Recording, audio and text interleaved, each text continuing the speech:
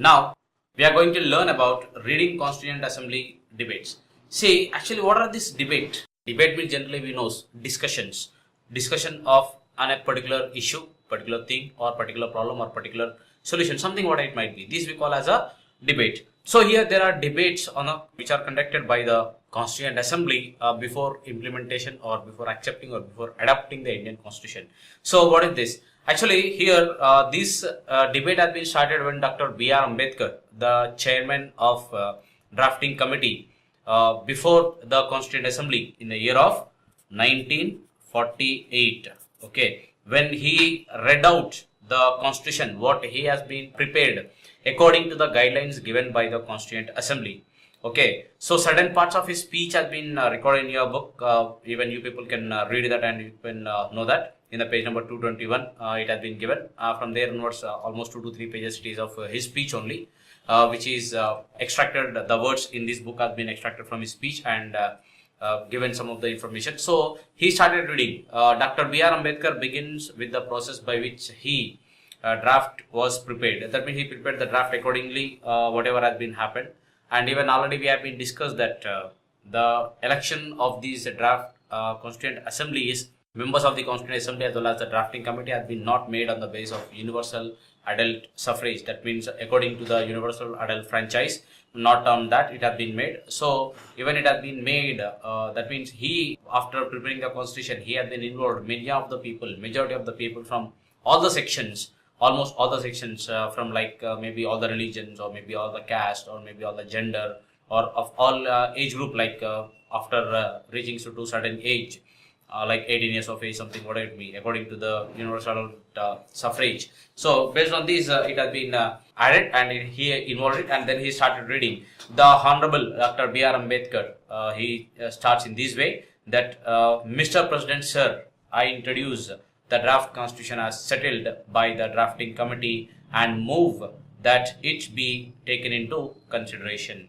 Okay, that means we have been presenting the constitution which we have been drafted according to the guidelines given by the Constituent Assembly, and also some other this drafting constitution has been prepared according to the guidelines as well as suggestions and the principles which has been set or which has given by the Constituent Assembly, and also some of the unions, some of the committees which have been formed by the Constituent Assembly, that is Union Powers Committee, then Union Constitution Committee, then Provincial Constitution Committee, then Advisory Committee on Fundamental Rights, Tribals, Minorities, Scheduled Caste, Scheduled Tribes and all these things, and also followed the guidelines or the principles of the Government of India Act 1935. According to, by following all these things, all these guidelines and the principles and the rules and the policies which have been laid by different committees of the Constituent Assembly as well as Constituent Assembly and the Government of India Act 1935. Accordingly, we have been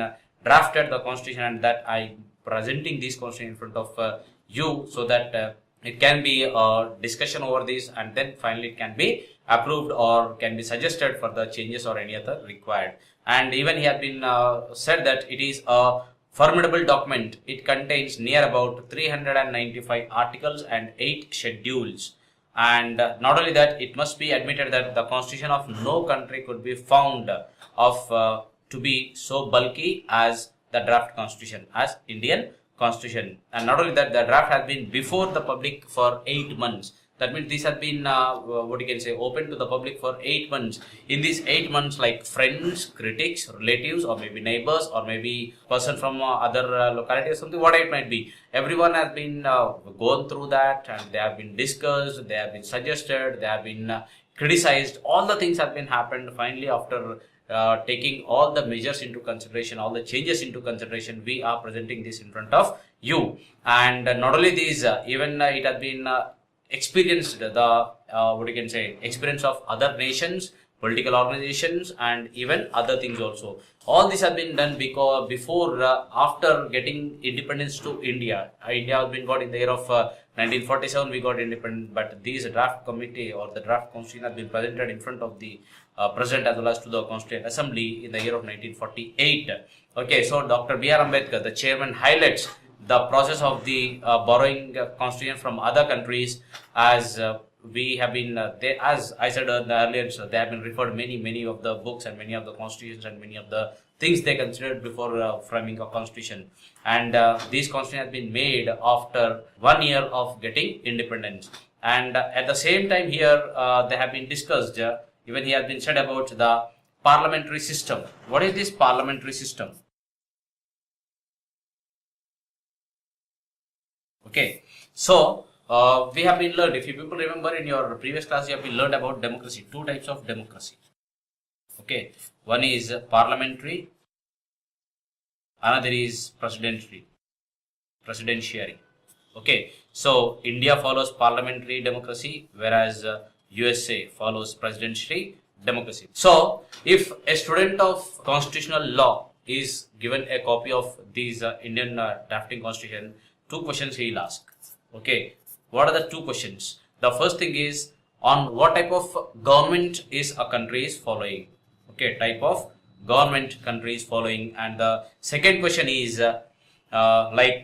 what is the form of government that is envisaged in the constitution.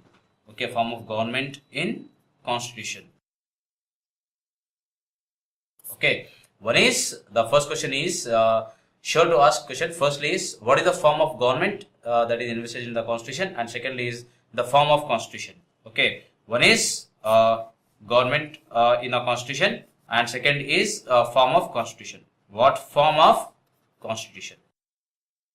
Sorry for the confusion. So the first question will be asked, what sort of government is mentioned in the constitution, or what sort of government is formed or framed in the constitution, and second is what form of constitution it is. This will be asked. So here, as he says, as the head of the drafting committee or the department, I will be answering the two questions for the first. Okay, we'll begin with the first of the two questions. That means the first question what he is answering is, so India will be following a parliamentary system of government. That he has been discussed over here, because he has been gone through the presidential system, under the system of the presidential system of America. So they have been experienced some of the things, like president is the chief of the head and the executive of the country, and the administration is completely runs in his name. Under the draft constitution, the president occupies the same position as a king under the English constitution.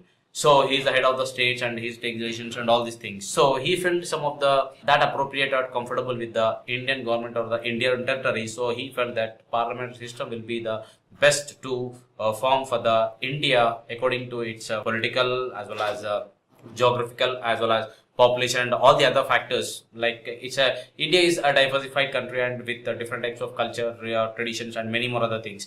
So it has been happened in this way. So he felt that it will be for a parliamentary system when compared to the presidential system, because he had been compared both the countries, both the systems, like how USA is implementing the presidential system of government or democracy in their country, and what are the different types of things implemented in that, how it is implemented, how it is executed.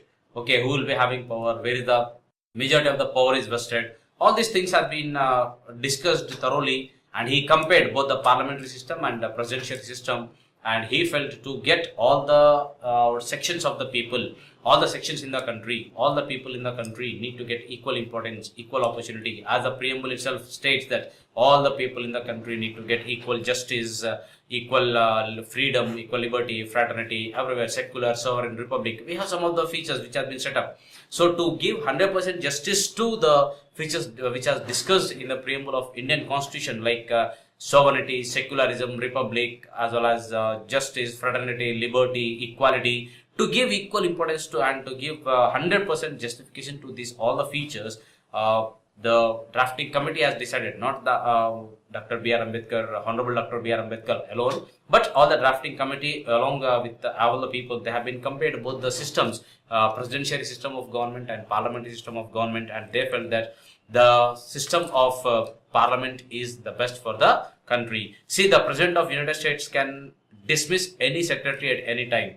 The President of the Indian Union has no power to do so long as the ministers command a majority in parliament. That means it is united, where in a presidential system unanimously decision can be taken, but here it cannot be taken. That means one person cannot take any discussion or any decision. It need to be a majority need to be approved in the parliament, then that only will be executed. That means where majority of the people, all sections of people are involved in decision making in a country. So they felt that parliamentary system is the best. So the drafting committee also has been advised for the parliamentary system of government. And second thing is, what form of government do we have? That we will be learning in our upcoming topic. Okay, that we'll be seeing in our upcoming topic, that is federalism.